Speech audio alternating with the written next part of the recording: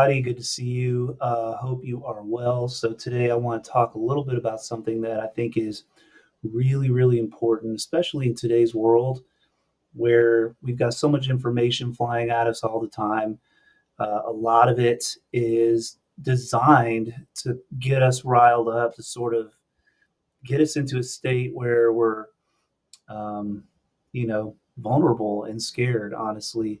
I think that's part of what makes today's world so interesting is the fact that we have managed as a species to create such incredible technology for sharing information and sharing it instantaneously. I think one thing we didn't think about and didn't really plan for is whether we were going to have the ability to process and handle all of this information. Um, it's just an interesting situation that I think leads to, for a lot of people, a lot of unnecessary and unhealthy and just flat out harmful stress that we can create for ourselves. Let's not forget that stress does have harmful effects. We can't live a stress-free life. It's not possible. I mean, even just getting up in the morning and stepping on the floor and taking a few steps, you've already created stress for your biological system. Um, and I think that stress is a good thing in the sense that it helps us to develop strength and resilience.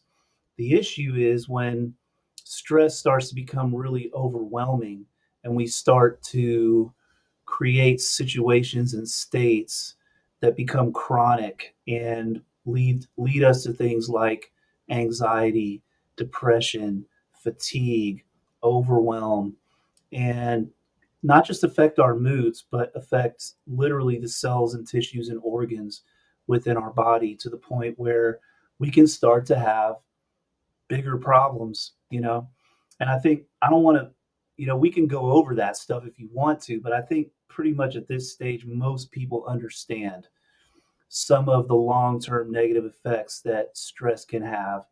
I mean, one of the most basic ones is how it affects our central nervous system, and the fact that there have been studies that have shown that prolonged levels of stress lead to literal changes in the not just the function of the brain, but the structure of the brain in ways that aren't necessarily going to be long term healthy for us, right?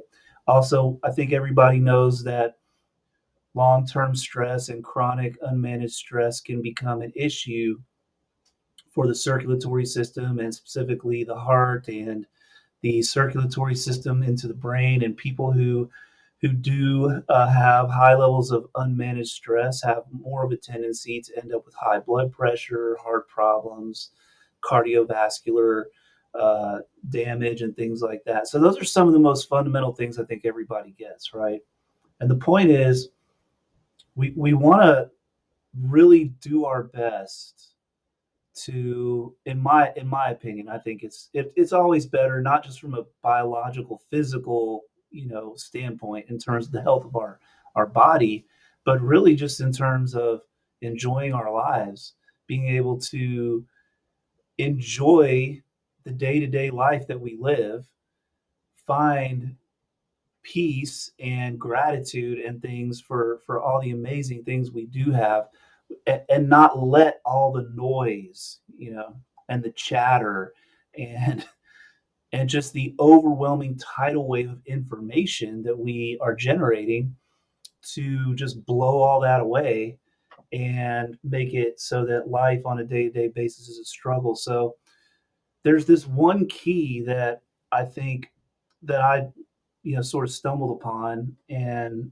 through some of my own reflections and some of my own work in terms of really finding that place within myself of peace and calm, um, which a lot of you guys may not know, but I have had my own struggles with mental health issues, specifically anxiety being a huge, huge issue for me when I was younger, and I've learned how to, um, for lack of a better term, I've learned how to harness that and transform that into something much more positive and much more peaceful. So, um, the one thing that I discovered during my own process, my own evolution, if you will, is that there's a very common mistake. It's very easy for us to make this mistake. And when you stop making this mistake, you can really, really change the trajectory of your life in so many different ways. Because when you're making this mistake, what happens is you very easily take little things and they just become big things, making the proverbial mountain out of the molehill, so to speak. You're also, when you're making this mistake, you're much more likely to have more days where you feel stressed and anxious than days where you feel focused and calm. And as we know, being effective in life and being able to live our dreams, being able to fulfill some of our goals and other things that are important to us, it's much easier and happens much more effectively when we are calm and focused versus when we are stressed out, overwhelmed, and all that. So, this is something that when you learn it, you become much less likely to get into states of overwhelm and fear and anxiety and things that lead to depression and fatigue and just all the things that we end up struggling with as humans. And again, the landscape, the information landscape out here, just the sheer tidal wave again, mountain of information that is being disseminated at any given time is just it's unprecedented. I think if you think about someone even just 200 years ago, before we had radio, before we had television, all we had was print, right? And there were times when there might be just horrible wars going on in another part of the world, and either A, in your little part of the world, either A, you never even knew it happened, right? Or B, if you did find out about it, it was going to be in a book or in some article that you read somewhere, probably weeks or months or maybe even years after the fact, right? There just wasn't that much going on in terms of the everyday life that people were living. Nowadays, again, if a fly, runs into a wall somewhere in China, you can find out about it. Maybe somebody posts a TikTok video of a fly, hitting a wall, and it's like we know about that. It happened. It's crazy. And of course, with all the wonderful things that we humans do to cause problems for ourselves. And when you take that and you magnify that, amplify that, and transmit that over the world, and you're transmitting a lot of episodes like of it every single day, it can become quite quite the party, right? Quite the circus, if you will. So the thing that I really started to realize is that the circuit in your body, that we do have a very beautiful and elaborate and highly intelligent circuitry that we've built inside of our bodies to try to help us survive, not just survive, but thrive, grow, create, live joyfully, also to protect ourselves, to make sure that we're safe. This circuit, the safety circuit, is the main one that I want to focus on today because that's where we can get ourselves into some trouble. Okay, that's where we can get ourselves into really unhelpful states of mind that really aren't even relevant to what's truly going on in our lives, and then we end up missing out on a lot of things, because we're spending so much time in this state of fear and angst and anxiety, and even to a certain degree, anger and frustration really have their foundation in fear. So anything that revolves around fear is what triggers this circuit, right? And the problem with fear is that when we are afraid, this aspect of our nervous system, it gets revved up and starts to speed up, and we have much less access at that point to the rational side of our internal systems, like the part of us that can slow down and take a minute to just kind of think things through.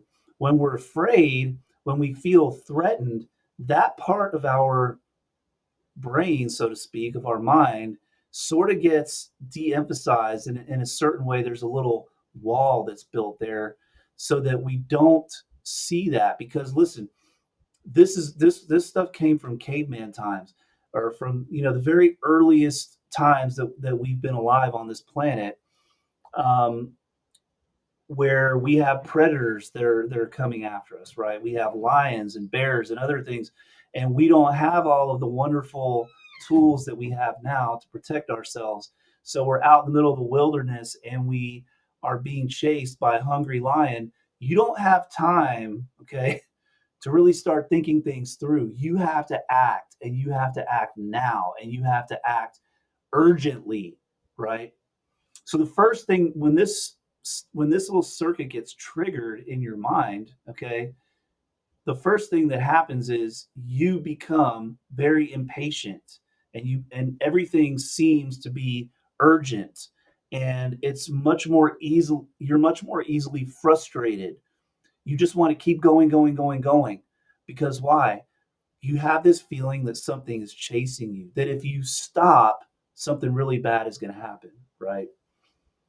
And that's useful when we actually do have a lion chasing us, or when we actually are in a situation where there's some natural disaster going on, and we don't have we don't have adequate shelter, and, things where we're in a state of terror. Okay, those are the times when we need to act and think really fast, sometimes not making the best decision, but making a decision and just moving forward and getting into a place where maybe we're going to survive and be safe. Okay, and what we end up doing a lot of times is we end up triggering that circuit unnecessarily, because we equate something makes us uncomfortable, like we read an article, we watch a video, all this information's coming at us, or we're in a crowded place and we see things, we see people doing things, or we hear things, or whatever, all these signals coming in, and our emotional response to those signals, we feel uncomfortable. Okay, and that's totally human, that's totally natural. The problem is we start to equate discomfort with danger. Okay, discomfort with danger. And that's where we have to learn how to take a step back. That's where we have to learn how to say, okay, look, first of all, yes, this is this thing that I heard or said, or that I heard or read or watched or whatever, um, definitely kind of triggers a little bit of discomfort in me, like, and maybe a little bit of fear. It's a little scary, but we have to take a step back. Ask ask ourselves, but am I in danger? Am I truly in danger? And here's the thing, 99.9999999, as many nines as you want put there, percent of the time, you're not. Truly, you are not in danger. I want you right now to think about, and just really try to think hard about the last time that you were truly in danger, that you were truly in a dangerous situation. When I say danger, what I mean is imminent harm to life or limb. You're in a situation where you are either imminently at risk of being seriously injured or imminently at risk of suddenly dying, right? I mean, this is true danger, true danger. Now, you could argue driving on the freeway is a dangerous act, and it is. We do it every single day, but we have a lot of safety features in our cars. We wear our seat belts, all of that. It's not like, I mean, such a tiny, tiny percentage of people who are driving on the freeway actually end up in having serious injury or, God forbid, being killed in a car accident. So I don't want to really count that. I want to count things like very sort of unconventional situations, things that we're not doing every day, where you were suddenly in danger. I mean, I can think of one or two times in my life when I was a kid.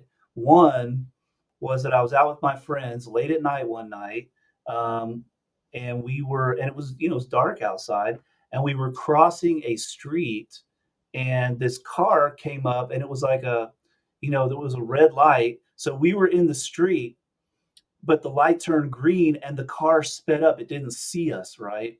And I remember hearing the car speed up. I remember looking over, and I literally could read the words on the front of the car.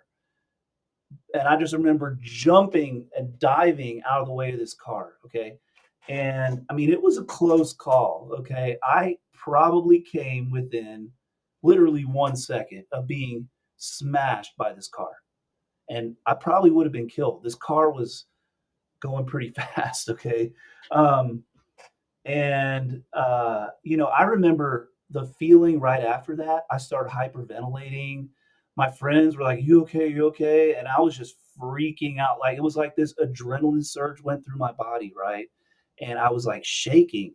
And I also remember that even for months and probably even years after that event, every once in a while I would recall the event, and it would and I would kind of re-experience the fear, right? So that's a real danger event, right?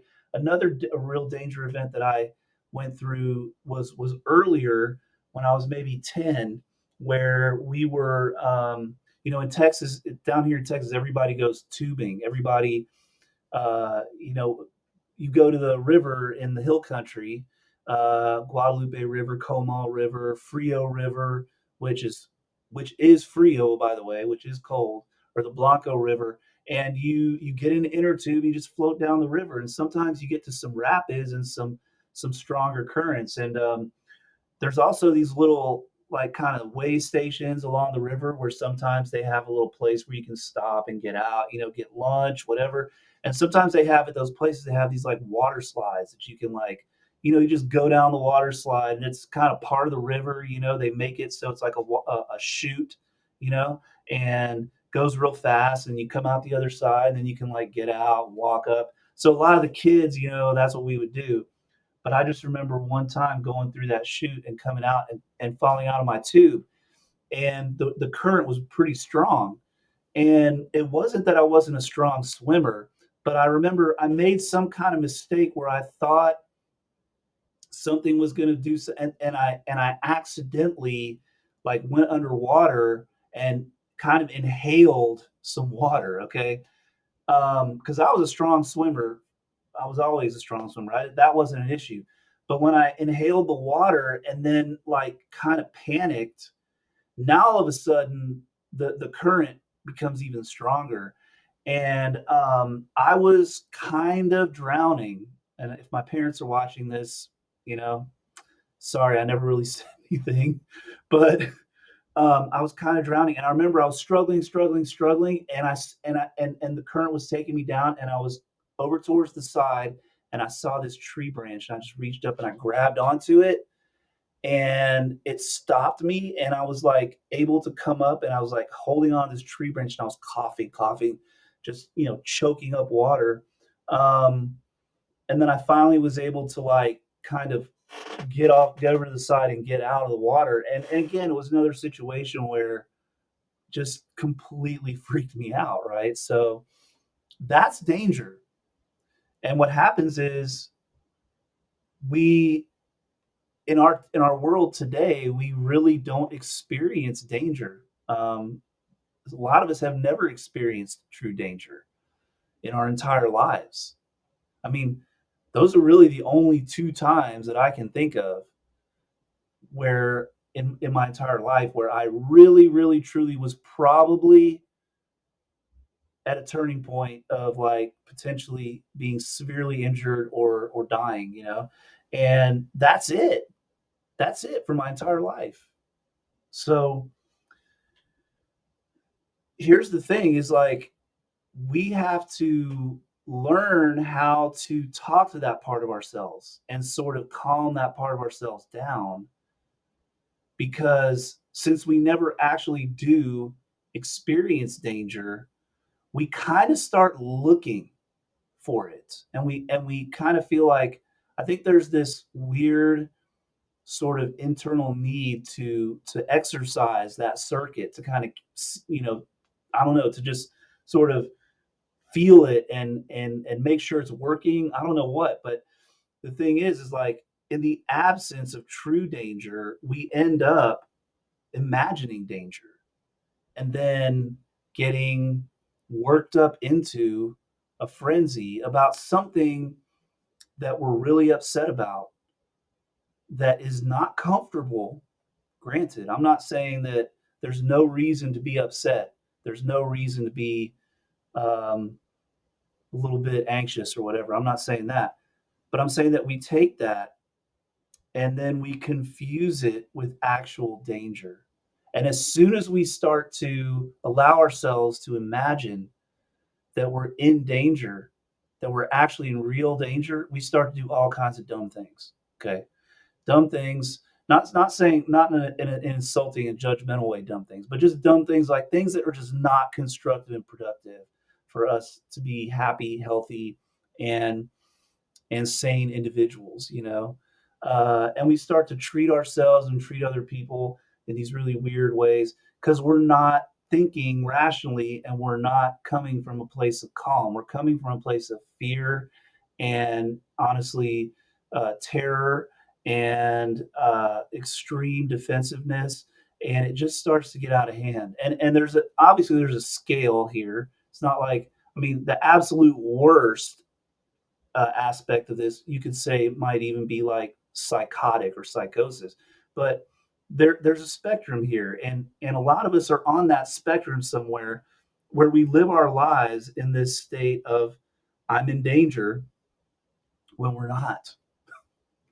We're not in danger. I want you to think right now about where you are and just wherever you are, just take a moment, take a deep breath, and just think about like what's going on right now.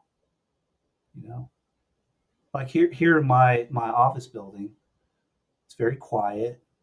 Um, I really can't hear anything right now if I'm not talking. Um, the building itself is really really stable. In fact, they just finished fixing some of the piers underneath the building and reinforcing them. Um, as far as I know, there's no meteorites or large asteroids that are about to hit the Earth. The weather outside is beautiful, and really, in the grand scheme of things, at this very moment in time, I'm not in any danger at all, really. There's no reason for me to be scared or upset, worried. I can now, granted, my mind is creative and yours is too, and we can think of things if we want to. I can think of things that I read in the news this morning or that I heard about or that happened months ago or anything like that or whatever's going on in politics or whatever. I can decide that's what I'm going to do right now and start thinking about that stuff and then create a state of danger. And but that's the thing. Don't do that. Don't do that anymore. That's what I'm trying to help teach you is that there's so much beauty in this present moment. There's just so many amazing things going on in this present moment, um, that Why waste that moment? Why waste this moment imagining scary stuff that's just going to trigger that, potentially trigger that danger circuit and just start to make you feel bad? Why do that? Focus on all the beautiful things that are here right now, and the amazing opportunity that you have to feel calm and joyful, peaceful. Do that, you know, like really, really invest your time in that. And what you'll find is that over time, and it takes practice. This is not something that you're just gonna, do overnight. That you're just gonna flip a switch, and from here forward, you're gonna feel calm and joyful and peaceful a lot of the time. This does take practice. What I'm gonna do is put a link to a little meditation that I use that is very powerful to help remind me that I always have a choice what to think and how to feel. That I always have a choice as far as what's going to be the content of my mind and what's going to be the content really of my life. And by making that choice